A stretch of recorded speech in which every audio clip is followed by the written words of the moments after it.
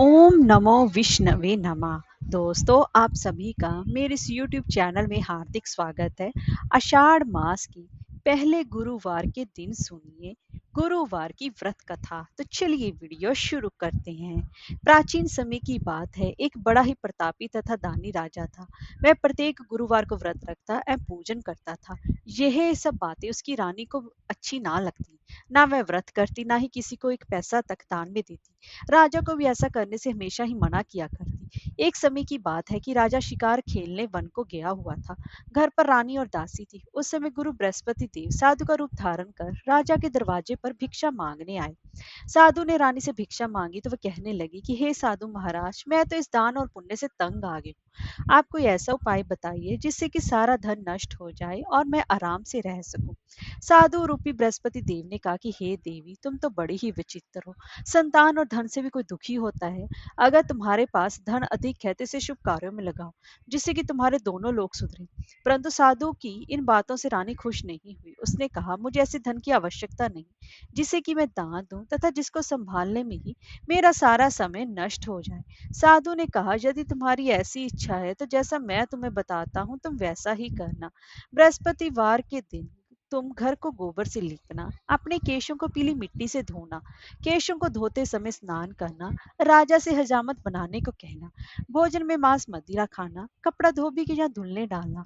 इस प्रकार 7 बृहस्पतिवार करने से तुम्हारा समस्त धन नष्ट हो जाएगा। इतना कहकर साधु बने बृहस्पति देव अंतर ध्यान हो गए।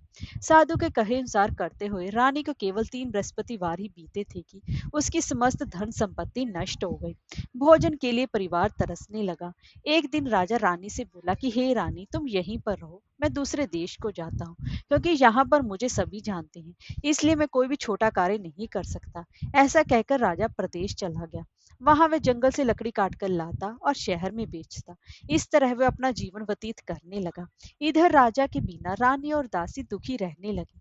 एक समय जब रानी और दासी को 7 दिन बिना भोजन के रहना पड़ा, तो रानी ने अपनी दासी से कहा कि हे दासी, यहाँ पासी के नगर में मेरी बहन रहती है, वह बड़ी ही धनवान है, तो उसके पास जा कुछ लेकर आ, ताकि थोड़ी बहुत गुजर बसर हो जाए। दासी रानी की बहन के पास गई। उस दिन बृहस्पतिवार था। रानी की बहन उस समय बृहस्पतिवार की कथा सुन रही थी। दासी ने रानी की बहन को अपनी रानी का संदेश दिया, लेकिन रानी की बहन ने कोई भी उत्तर नहीं दिया। जब दासी को रानी की बहन से कोई उत्तर नहीं मिला तो वह बहुत ज्यादा दुखी हुई। उसे क्रोध भी आया।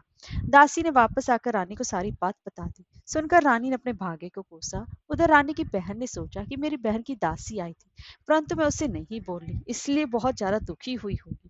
कथा सुनकर और पूजन समाप्त कर वह अपनी बहन के घर गई और कहने लगी कि हे बहन, मैं बृहस्पतिवार का व्रत कर रही थी और तुम्हारी दासी गई थी, परंतु जब तक कथा होती है तब तक ना ही तो उठते हैं और ना ही बोलते हैं, इसलिए मैं नहीं बोली। कहो दासी क्यों गई थी? रानी बोली, बहन, हमारे घर अनाज नहीं था। ऐसा कहते कहते रानी की आंखें भर आई। उसने दासियों समेत भूखा रहने की बात भी अपनी बहन को बता दी। रानी की बहन बोली कि बहन देखो, बृहस्पति देव भगवान सबकी मनोकामना को पूर्ण करते हैं, देखो शायद तुम्हारे घर में अनाज रखा हो। यह सुनकर दासी घर के अंदर गई तो वहां पर उसे एक घड़ा अनाज का भरा हुआ मिल गया। उसे बड़ी हैरानी हुई, क्योंकि उसने एक एक बर्तन देख लिया था। उसने बाहर आकर रानी को बताया। दासी रानी से कहने लगी कि हे रानी, जब हमको भोजन नहीं मिलता तो हम व्रत ही तो करते हैं, इसलिए क्यों ना इसे व्रत और कथा की विधि पूछ ली जाए, तो हम भी व्रत किया करेंगे। दासी के कहने पर रानी ने अपनी बहन से बृहस्पतिवार के व्रत के बारे में पूछा। उसकी बहन ने बताया कि बृहस्पतिवार के व्रत में चने की दाल और मुनक्का से विष्णु भगवान का केले की जड़ में पूजन करें तथा दीपक जलाएं, पीला भोजन करें तथा कथा सुने। इससे गुरु भगवान प्रसन्न होते हैं, मनोकामना पूर्ण करते हैं। व्रत और पूजन की विधि बताकर रानी की बहन अपने घर लौट आई। रानी और दासी दोनों ने निश्चय किया कि बृहस्पति देव भगवान का पूजन जरूर करेंगे। 7 रोज बाद जब बृहस्पतिवार आया तो उन्होंने व्रत रखा। गुड़ साल में जाकर चना और गुड़ बीन लाई तथा उसकी दाल से केले की जड़ तथा विष्णु भगवान का पूजन किया। अब पीला भोजन कहाँ से आए? दोनों बड़ी ही दुखी हुई, परंतु उन्होंने व्रत किया था, इसलिए बृहस्पति देव भगवान प्रसन्न थे। एक साधारण व्यक्ति के रूप में वे 2 थालों में सुंदर पीला भोजन लेकर आए और दासी को देकर बोले कि हे दासी, ये भोजन तुम्हारे लिए और तुम्हारी रानी के लिए है, इसे तुम दोनों ही ग्रहण करना। दासी भोजन पाकर बहुत ही ज्यादा प्रसन्न हुई और उसने रानी को सारी बात बताई। उसके बाद से प्रत्येक बृहस्पतिवार को गुरु भगवान का व्रत और पूजन करने लगी। बृहस्पति भगवान की कृपा से उसके पास धन हो गया, परंतु रानी फिर पहले की तरह ही आलस्य करने लगी। तब दासी बोली, देखो रानी, तुम पहले भी इस प्रकार आलस्य करती थी, तुम्हें धन को रखने में कष्ट होता था, इसी कारण सभी धन नष्ट हो गया। अब गुरु भगवान की कृपा से धन मिला है, तो फिर तुम्हें आलस्य होता है। बड़ी मुसीबतों के बाद हमने ये धन पाया है, इसलिए हमें दान पुण्य करना चाहिए। अब तुम भूखे मनुष्यों को भोजन कराओ, प्याऊ लगवाओ, ब्राह्मणों को दान दो, कुआं, तालाब, बावड़ी आदि का निर्माण कराओ, मंदिर, पाठशाला बनवाकर ज्ञान दान दो और कुमारी कन्याओं का विवाह कराओ, अर्थात धन को शुभ कार्यों में खर्च करो, जिससे कि तुम्हारे कुल का यश बढ़े तथा स्वर्ग प्राप्त और पितर प्रसन्न हो। दासी की बात मानकर रानी शुभ कर्म करने लगी, उसका यश फैलने लगा। एक दिन रानी और दासी आपस में विचार करने लगी कि ना जाने राजा किस दशा में होंगे, उनकी कोई खोज खबर भी नहीं है। उन्होंने श्रद्धा पूर्वक गुरु बृहस्पति भगवान से प्रार्थना की कि राजा जहां कहीं भी हो वो शीघ्र ही वापस आ जाए। उधर राजा प्रदेश में बहुत ज्यादा दुखी रहने लगा। वह प्रतिदिन जंगल से लकड़ी बीन कर लाता और उसे शहर में बेचकर अपने दुखी जीवन को बड़ी ही कठिनता से व्यतीत करता। एक दिन दुखी हो अपनी पुरानी बातों को याद करके वह रोने लगा और उदास हो गया। उसी समय राजा के पास बृहस्पति देव साधु के वेश में आकर बोले कि हे लकड़हारे, तुम इस सुनसान जंगल में किस चिंता में बैठे हो, मुझे बताओ। यह सुनकर राजा के नेत्रों में जल भर आया। साधु की वंदना कर राजा ने अपनी संपूर्ण कहानी सुना दी। महात्मा दयालु होते हैं। वे राजा से बोले कि हे राजा, तुम्हारी पत्नी ने बृहस्पति के प्रति अपराध किया था, जिसके कारण तुम्हारी ये दशा हुई है। अब तुम चिंता मत करो, भगवान तुम्हें पहले से अधिक धन देंगे। देखो, तुम्हारी पत्नी ने बृहस्पतिवार का व्रत प्रारंभ कर दिया है। अब तुम भी बृहस्पतिवार का व्रत करके चने की दाल व गुड़ जल के लोटे में डालकर केले का पूजन करो, फिर कथा कहो या सुनो। भगवान तुम्हारी सभी मनोकामनाओं को पूर्ण करेंगे। तो ऐसा करके उसने भी सोचा कि अब मैं इसको व्रत को अवश्य ही करूंगा। तो लकड़ी बेचकर तो इतना पैसा भी नहीं बचता। उसने कहा कि जिससे कि मैं भोजन के उपरांत कुछ बचा सकूं, परंतु मैंने अपनी रात्रि में अपनी रानी को व्याकुल देखा है। मेरे पास कोई साधन भी नहीं जिससे कि उसका समाचार जान सकूं। फिर मैं कहानी कौन सी कहूँ, ये भी मुझको मालूम नहीं है। तब साधु ने कहा कि हे राजा, मन में बृहस्पति भगवान के पूजन व्रत का निश्चय करो, वह स्वयं तुम्हारे लिए कोई ना कोई राह बना देंगे। बृहस्पतिवार के दिन तुम रोजाना की तरह लकड़ियां लेकर शहर में जाना, तुम्हें रोज से दुगना धन मिलेगा, जिससे कि तुम भली भांति भोजन कर लोगे तथा बृहस्पति देव की पूजा का सामान भी आ जाएगा। जो तुमने बृहस्पतिवार की कहानी के बारे में पूछा है वह इस प्रकार है। प्राचीन काल में एक बहुत ही निर्धन ब्राह्मण था। उसके कोई भी संतान ना थी। वह नित्य ही पूजा पाठ करता, पर उसकी स्त्री ना स्नान करती, ना ही किसी देवता का पूजन अर्चन करती। इस कारण ब्राह्मण देवता बहुत ज्यादा दुखी रहते थे। भगवान की कृपा से ब्राह्मण के यहाँ एक कन्या उत्पन्न हुई। कन्या बड़ी होने लगी। प्रातः स्नान करके वह विष्णु भगवान का जाप करती, बृहस्पतिवार का व्रत भी करने लगी। पूजा पाठ समाप्त कर पाठशाला जाती तो अपनी मुट्ठी में जौ भर के ले जाती और पाठशाला के मार्ग में डालती जाती। लौटते समय वही जौ स्वर्ण के हो जाते और उनको बीन कर घर ले आती। एक दिन वह बालिका सूप में उन सोने के जौ को फटक कर साफ कर रही थी कि तभी उसकी माँ ने देख लिया और कहा कि हे बेटी, सोने के जौ को फटकने के लिए सोने का सूप भी तो होना चाहिए। दूसरे दिन गुरुवार था। कन्या ने व्रत रखा और बृहस्पति देव से सोने का सूप देने की प्रार्थना की। बृहस्पति देव ने उसकी प्रार्थना स्वीकार कर ली। रोजाना की तरह वह कन्या जौ फैलाती हुई पाठशाला चली गई। पाठशाला से लौटकर जब वह जौ बीन रही थी तो बृहस्पति देव की कृपा से उसे सोने का सूप मिला। उसे वह घर ले आई तथा उससे जौ साफ करने लगी, परंतु उसकी माँ का वही ढंग रहा। एक दिन की बात है, कन्या सोने के सूप में जौ साफ कर रही थी। उस समय उस नगर का राजकुमार वहां से निकला। कन्या के रूप और कार्य को देखकर वह उस पर मोहित हो गया। राजमहल आकर वह भोजन तथा जल त्याग कर उदास होकर लेट गया। राजा को जब राजकुमार द्वारा अन्न जल त्यागने का समाचार ज्ञात हुआ तो अपने मंत्रियों के साथ वह अपने पुत्र के पास गया और कारण पूछा। राजकुमार ने राजा को उस लड़के के घर का पता भी बता दिया। मंत्री उस लड़की के घर गया। मंत्री ने ब्राह्मण के समक्ष राजा की ओर से निवेदन किया। कुछ ही दिनों के बाद ब्राह्मण की कन्या का विवाह राजकुमार के साथ संपन्न हो गया। कन्या के घर से जाते ही ब्राह्मण के घर में पहले की भांति ही गरीबी का निवास हो गया। एक दिन दुखी होकर ब्राह्मण अपनी पुत्री से मिलने गए। बेटी ने पिता की अवस्था को देखा और अपनी माँ का हाल चाल पूछा। ब्राह्मण ने सभी हाल कह सुनाया। कन्या ने बहुत सा धन देकर अपने पिता को विदा कर दिया। लेकिन कुछ दिनों के बाद फिर वही हाल हो गया। ब्राह्मण फिर अपनी कन्या के यहाँ गया और सभी हाल कहा तो पुत्री बोली कि हे पिताजी, आप माता जी को यहाँ पर लेकर आइए, मैं उन्हें वह विधि बता दूंगी जिससे कि गरीबी दूर हो जाए। ब्राह्मण देवता अपनी पत्नी को साथ लेकर अपनी पुत्री के पास राजमहल पहुंची। तो पुत्री अपनी माँ को समझाने लगी कि हे माँ, तुम प्रातःकाल स्नान आदि करके विष्णु भगवान का पूजन करो तो सब दरिद्रता दूर हो जाएगी। परंतु उसकी माँ ने उसकी एक भी बात नहीं मानी। वह प्रातःकाल उठकर अपनी पुत्री की बची जूठन को भी खा लेती थी। एक दिन उसकी पुत्री को बहुत गुस्सा आया। उसने अपनी माँ को एक कोठरी में बंद कर दिया। प्रातःकाल से स्नान आदि करके पूजा पाठ करवाया तो उसकी माँ की बुद्धि भी ठीक हो गई। इसके बाद वह नियम से पूजा पाठ करने लगी और प्रत्येक बृहस्पतिवार को व्रत करने लगी। इस व्रत के प्रभाव से मृत्यु के बाद वह स्वर्ग को गई। वह ब्राह्मण भी सुख पूर्वक इस लोक का सुख भोग स्वर्ग को प्राप्त हुआ। इस तरह कहानी कहकर साधु बने देवता वहां से लोप हो गए। धीरे धीरे समय व्यतीत होने पर फिर बृहस्पतिवार का दिन आया। राजा जंगल से लकड़ी काटकर शहर में बेचने गया। उसे उस दिन और दिनों से अधिक धन मिला।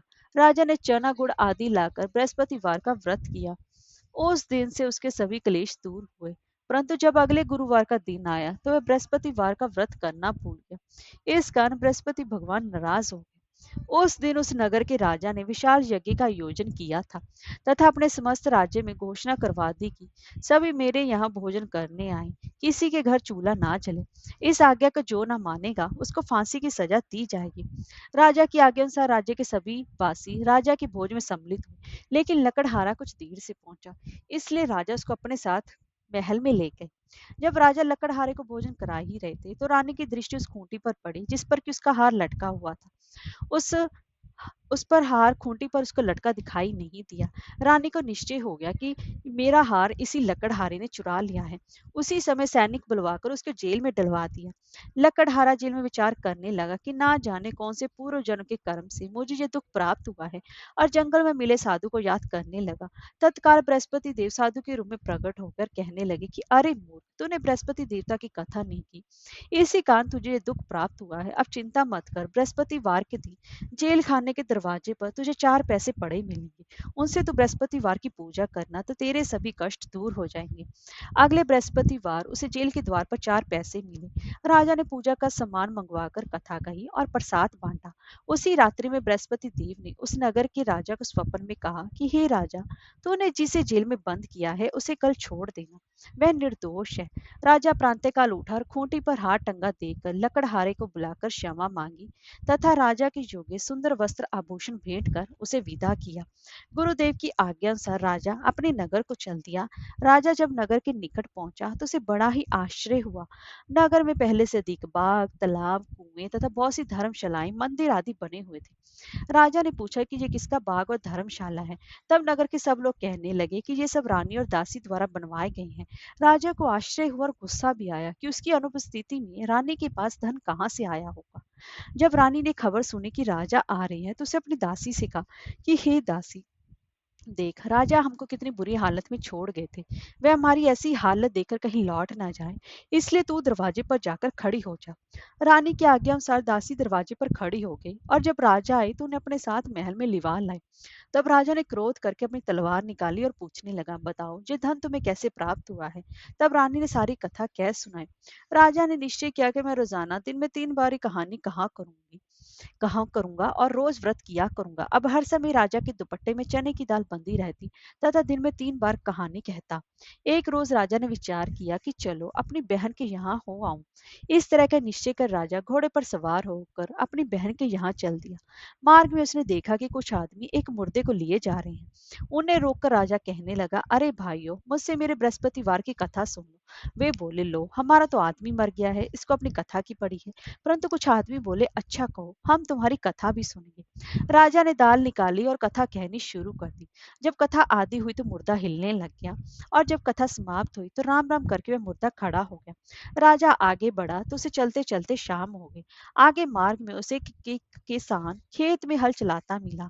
राजा ने उसे कथा सुनने का आग्रह किया लेकिन वह नहीं माना।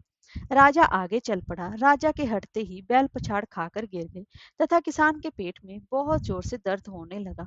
उसी समय किसान की माँ रोटी लेकर आई। उसने जब देखा तो उसने अपने पुत्र से सब हाल पूछा तो बेटे ने सभी हाल बता दिया। बुढ़िया दौड़ी दौड़ी उस घुड़सवार के पास पहुंची और उससे बोली कि मैं तेरी कथा सुनूंगी। तू अपनी कथा मेरे खेत पर ही चलकर कहना। राजा ने लौटकर बुढ़िया के खेत पर जाकर कथा कही, जिसके सुनते ही बैल खड़े हो गए तथा किसान के पेट का दर्द भी बंद हो गया। राजा अपनी बहन के घर पहुंच गया। बहन ने भाई की खूब मेहमानी की। दूसरे रोज राजा प्रातःकाल राजा जगा तो वह देखने लगा कि सब लोग भोजन कर रहे हैं। राजा ने अपनी बहन से जब पूछा कि ऐसा कोई मनुष्य है जिसने भोजन नहीं किया हो, जो मेरी बृहस्पतिवार की कथा सुन ले। बहन बोली कि हे भैया, ये देश ऐसा ही है। यहाँ लोग पहले भोजन करते हैं, बाद में कोई अन्य काम करते हैं। फिर वह एक कुम्हार के घर गई जिसका कि लड़का बीमार था। उसे मालूम हुआ कि उसके यहाँ 3 दिन से किसी ने भी भोजन नहीं किया है। रानी ने अपने भाई की कथा सुनने के लिए कुम्हार से कहा तो वह तैयार हो गया। राजा ने जाकर बृहस्पतिवार की कथा कही, जिसको सुनकर के उसका लड़का ठीक हो गया। अब तो राजा की प्रशंसा होने लगी। एक दिन राजा ने अपनी बहन से कहा कि हे बहन, मैं अब अपने घर जाऊंगा, तुम भी तैयार हो जाओ। राजा की बहन ने अपनी सास से अपने भाई के साथ जाने की आज्ञा मांगी।